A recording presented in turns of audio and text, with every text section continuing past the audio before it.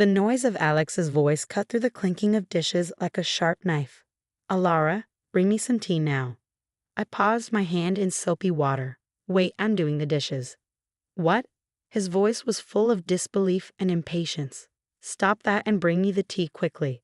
Can't you follow simple orders?" "But," I started, but he cut me off. "What a useless wife you are. Make me some sweet coffee, please." It was Mrs. Whitmore, my mother-in-law, speaking from the living room. She was eating a slice of cake she'd taken from the fridge, her eyes glinting with spite. I sighed, looking at the pile of dishes. "There are so many. Leave them for later. Just do what we say, useless wife." Alex's words hit like a whip, each one stinging. I was Alara, a 28-year-old working mother feeling trapped in a life that felt more like a prison than a home. I got married at 23, hoping for love and companionship. Instead, I found myself stuck with Alex and his demanding mother. Our 4-year-old son was my only source of joy in a bleak world. We lived in Alex's parents' house, a decision I had to accept under the pretense of taking care of Mrs. Whitmore after my father-in-law passed away. At first, I felt sorry for her, thinking she was grieving, but soon I realized I was just a pawn in her cruel game of domestic control. No matter how much I cooked, cleaned, or worked, it was never enough. My efforts were always met with scorn. My meals were either left untouched or harshly criticized. "The stir-fry is so half-hearted," Mrs. Whitmore would sneer. "Cook it properly from scratch." "I'm busy and can only make simple things," I'd say, trying to sound calm. "That's why I hate backtalk from a daughter-in-law," she'd snap. "Cook from scratch." "Why don't you cook then? You're a good cook, right?" I dared to ask once, immediately regretting it. "Why would I do housework when you're here?" Her response was cold and dismissive. "Are you out of your mind?" Their cruelty got worse over time. They stopped talking to me altogether, as if I were a ghost in my own home. My presence, once just unappreciated, now felt completely invisible. 5 years passed in this suffocating atmosphere. Alex and I turned 35 and 33, respectively. Our son grew up, but the heavy atmosphere in the house didn't change. My mother-in-law, now 63, seemed to enjoy my unhappiness.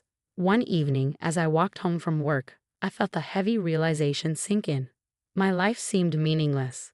To them, I was like a shadow, unnoticed and ignored. The only person who seemed to see me was my son. The idea of losing even that little bit of recognition was too much to bear. When I got home, I started cooking right away, trying to push away the sadness. I made mapo tofu, fried chicken, and a stir-fry with bell peppers and pork, hoping to make our dinner feel normal.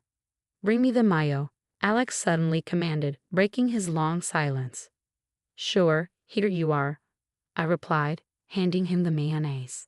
His first words to me in ages weren't thankful or conversational, just another command. It was too much, the final straw. I couldn't tolerate it anymore. The evening got worse when Mrs. Whitmore said, "Clean the toilet." "What? Right now?" I couldn't believe it. "Yes, right now," she insisted, her voice full of bitterness. I couldn't hold back my frustration. "Don't say such things while we're eating. It's disgusting, just like your heart," she hissed, and our argument quickly escalated, with Alex joining in, demanding. I apologized to his mother, but stood my ground for the first time in years. The conflict reached its peak, and I made a decision. I needed to get out of this toxic situation, for my son's sake as well as my own. I went to my room determined. I downloaded divorce papers, filled them out, and handed them to Alex. He was shocked, but I felt nothing but determination. "I'm filing these," I said firmly. As I faced my husband's surprised expression, I realized I had finally stepped out of the shadows. It was time to take control of my life. In the days after I declared my intention to divorce, there were a lot of angry looks and hurtful words, but in the middle of it all, I felt a strange sense of freedom. One evening, as I served dinner, Mrs. Whitmore looked at the meal with disgust. "You call this food? Even a child cooks better." I held back my frustration, focusing on my son's smile. "Eat up, sweetheart. I made your favorite tonight." Alex jumped in, sarcastic. "Oh, now suddenly you're the perfect mother, huh? What a joke." I could feel anger rising, but I stayed calm. "I'm just trying to make a nice dinner for our son." Mrs. Whitmore scoffed. "Don't act like you're better than us. You're just a nuisance in this house." The tension at the table was thick. Alex's insults kept coming. So, Alara, have you even thought about how you'll manage after the divorce? You can barely handle running a household, let alone your own life. I looked him in the eye. I've been supporting this family for years. I'm not worried about taking care of myself and our son. His smirk faded slightly, a hint of unease crossing his face. Mrs. Whitmore quickly stepped in. Don't be ridiculous. You rely on us more than we rely on you. The conversation shifted to money, a topic they usually avoided. You know, without my paycheck, this household would struggle. I said more to myself than to them. Mrs. Whitmore scoffed. We'll manage. We don't need your charity. But Alex's silence said it all. He knew the truth. Without my income, they would be in trouble. In the following days, their behavior became more unpredictable. Mrs. Whitmore would switch between trying to persuade me to stay and hurling insults when I resisted. Alex, meanwhile, seemed lost, his confident demeanor fading as the reality of his financial reliance on me sank in. One afternoon, I overheard a conversation between them that sent shivers down my spine. Leaving her is not an option, Alex whispered angrily. We rely on her money. Mrs. Whitmore's response was chillingly calculated. Don't fret, I have a plan. We'll make her life so miserable she won't even think about leaving. Hearing their true intentions shocked me. They didn't care about me or our son. It was all about control and money. That night, lying in bed, a plan began to form. If they wanted a fight, they would get one. But not with arguments. I would hit them where it hurt most, their pride and their wallets. The next morning, I set my plan in motion. I contacted a lawyer, a sharp, no-nonsense woman. I want a divorce, and I want to ensure they don't get more than they deserve, I told her. She nodded firmly. We'll make sure of that. You've been the main provider, right? We'll use that. With each passing day, my determination only grew stronger. I started keeping records of everything. The insults, the financial tricks, even the smallest annoyances. It was time to make them face the music. They needed to see the consequences of their actions. As I gathered evidence, I felt a sense of strength. For the first time in years, I felt like I had control over my life. The shadows of disrespect were fading away, and in their place, a new beginning was emerging. As the divorce process started, the tension at home grew worse. But with each passing day, my fear faded, replaced by determination. One evening, Mrs. Whitmore tried a different approach. Alara dear, why don't we forget all this unpleasantness? You know we're family, she said, but her words were dripping with insincerity. I held her gaze steady. Family doesn't treat each other the way you've treated me. Alex, who had been silent, scoffed. Oh, now you're the victim. You're not as innocent as you act. I felt anger rising, but I stayed calm. I'm not pretending anything, Alex. I'm just not willing to be your punching bag anymore. The conversation shifted to money, as it often did. You think you can just take our son and go? How will you support him? Alex challenged. I smiled confidently. I've been supporting this family for years. I'll manage. Mrs. Whitmore's sneer twisted into her face. You're nothing without us. You'll come begging to return. But their words didn't affect me anymore. I knew my value and the truth. The next day, I met with my lawyer again. She outlined the plan clearly. We'll expose their financial dependence on you. It'll be crucial in the custody battle and dividing assets. I nodded, feeling validated. The law was backing me, and I was ready to stand up for myself. At home, the tension reached its peak. Mrs. Whitmore's attempts to undermine me became more desperate. You think you're clever, she spat one evening, but you're just abandoning your family. I looked her straight in the eye. No, I'm finally standing up for myself. Alex joined in, his voice full of anger. You'll regret this. You can't survive without me. But I wasn't afraid of his threats anymore. As days passed, I prepared for the court battle.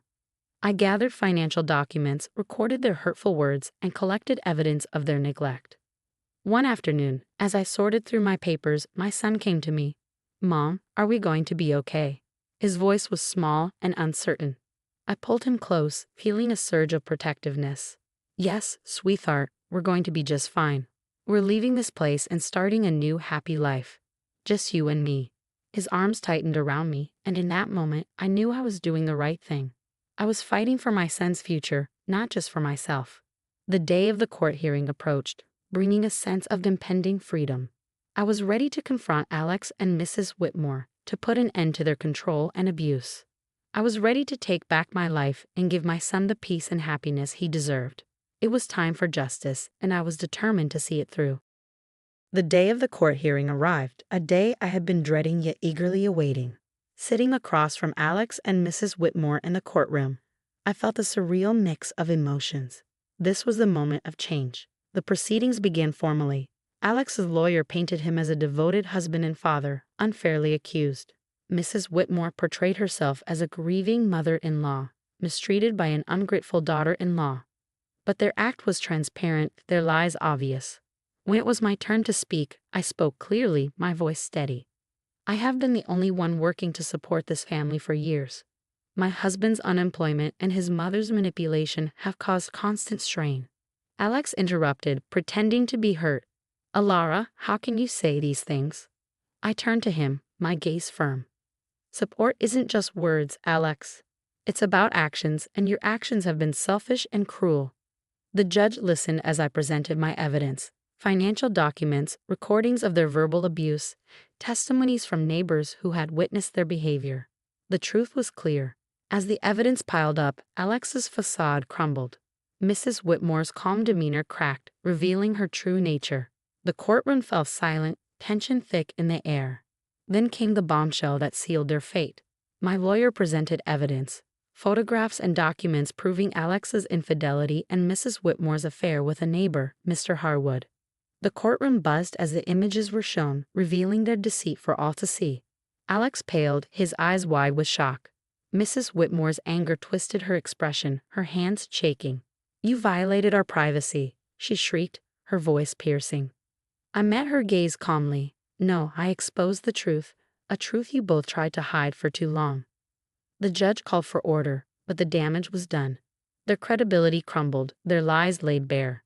As the hearing ended, the judge's decision was clear. I was granted full custody of our son, and assets were divided fairly.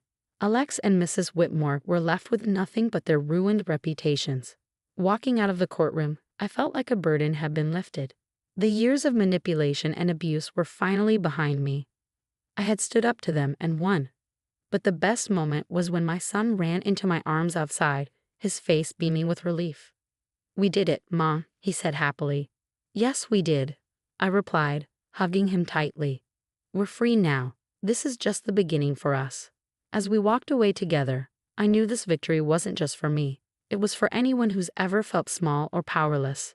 It was for truth and fairness. It was the start of a new chapter, one filled with hope and a better future. The aftermath of the court ruling was swift and chaotic. News of Alex and Mrs. Whitmore's deceit spread quickly, staining their reputations in our small community. They could no longer hide behind their facade of respectability. In the days after the verdict, I focused on rebuilding my life with my son, but I couldn't ignore the satisfaction of knowing they were facing the consequences. One evening, while preparing dinner, I had an unexpected visitor, Mrs. Harwood, Mr. Harwood's wife, her eyes filled with tears. Alara, I heard everything. I can't believe what Sylvia, Mrs. Whitmore, did, she said, her voice trembling with pain. I invited her in, offering a cup of tea. As we sat at the kitchen table, she poured out her heartache. I trusted her as a neighbor, as a friend, and to think she was having an affair with my husband. I listened, offering comfort. It was clear Mrs. Whitmore's actions had caused more damage than she anticipated. The next day, I ran into Alex in town. He looked defeated, a shadow of his former self, his arrogance gone. I paused, facing him. What's left to say, Alex? He shifted uncomfortably, avoiding my gaze. I'm sorry for everything. I didn't realize how much I relied on you, on your strength. His apology, though belated, marked a shift in power. He had lost everything. His pride, his home, his family. And in that loss, he finally acknowledged his mistakes. But it was Mrs. Whitmore who faced the harshest consequences. Her affair with Mr. Harwood had not only tarnished her reputation, but also led to legal troubles. Mrs. Harwood had filed for divorce and was suing her for alienation of affection. I heard about Mrs. Whitmore's downfall through whispers and rumors from neighbors, painting a picture of a woman brought down by her own actions. She became an outcast, rejected by those she once called friends. One afternoon, I spotted her at the grocery store, her demeanor defeated as she hurried through the aisles. Our paths crossed, and our eyes met briefly. The resentment and defeat in her gaze were clear. "You did this to me," she muttered as she passed by. I watched her go, feeling a mix of pity and vindication. "No, Sylvia, you did this to yourself," I whispered to myself. The tables had turned, and the consequences of their choices were now unavoidable. Alex and Mrs. Whitmore were facing the consequences of their years of deceit and manipulation. As I saw them struggle, I understood that the greatest revenge was living well, free from their toxicity. Refocusing on my son and our new life, I realized this wasn't just about revenge. It was about freedom, breaking away from abuse and control. Looking ahead, I knew the best was yet to come.